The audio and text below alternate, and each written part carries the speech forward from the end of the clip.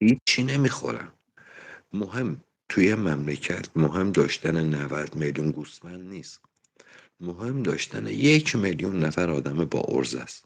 اگه تو هر مملکتی 1 میلیون آدم با ارز پیدا بشه بس واسه اون مملکت، که الحمدلله تو مملکت ما هست، حداقل 30 میلیونش 40 میلیونش هست و همینطور هم الحمدلله دارن اضافه میشن، دارن میفهمن و برمیگردن.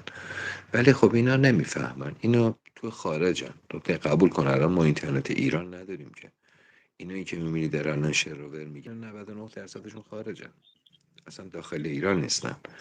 اینا تو اونجان یا دارن واسه خودشون به اصطلاح یه طرحی میریزن، یه کاری میکنن، یه عکسی میگیرن از این نوشته ها و اینا، بعد میگن آقا ما رو تهدید جانی داریم نمیتونیم برگردیم ایران رو، نمیدونم به ما پناهنده بگید بدید و از اینجور شعر و ماجراها درست میکنن.